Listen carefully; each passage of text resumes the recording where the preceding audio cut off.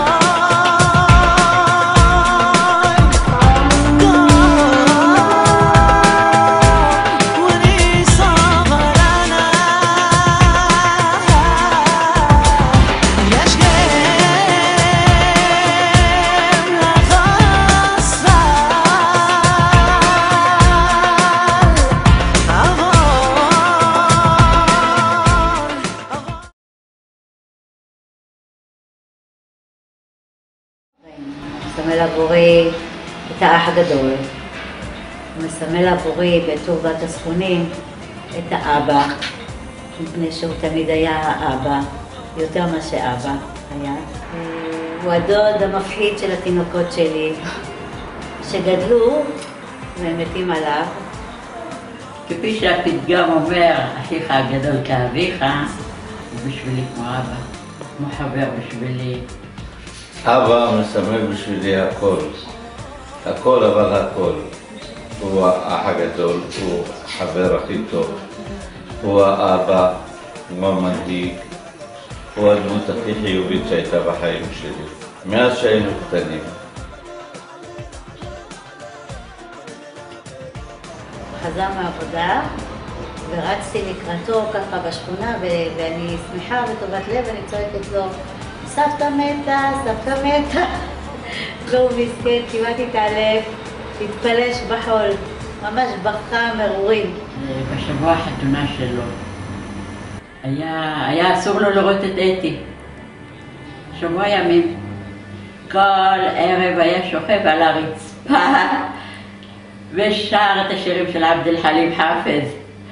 בלי משוף כן היה, וואי וואי וואי, כל הבית היה רועד, היה צועק, מתגעגע אליה, משהו.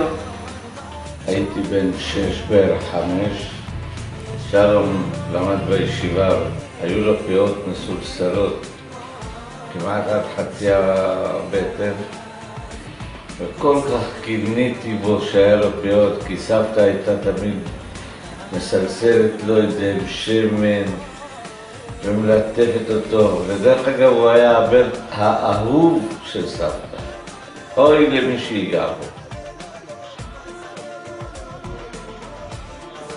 מה אפשר לאחל לבן אדם בן 70 שכבר גמר עם העבודה והילדים כבר נשואים, אז שימשיכו לגדול, המשפחה תגדל ושימשיך לראות שמחות ושימשיך לטייל עם אשתו היפה, ושרק יהיה לו נחת ובריאות, בריאות, בריאות, בריאות בעזרת השם. מאחלת רק כל הטוב שבעולם, רק בריאות בעזרת השם.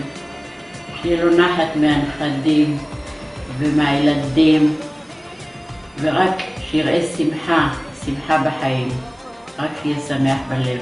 אני רוצה לאחל לו את כל הטוב שבעולם, שיהנה מכל העושר, מהמשפחה היפה שהוא בנה, שכוכבים יאירו לו מלמעלה ושמש זוהרת תזרח כל הזמן, ושיהיה לו רק את הכיף בעולם, ובריאות. ושלום מזל טוב ליום ההולדת ה-70, אוהבים אותך ושנמשיך לשחק וליהנות הרבה זמן ביחד.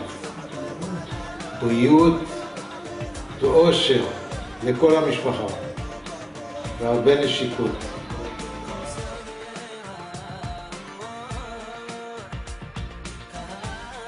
שלום היקר, אנחנו מאחלים לך אריכות ימים, שתהיה מאושר ונחת מהילדים ומנכדים, ושתהיה בריא כל הזמן.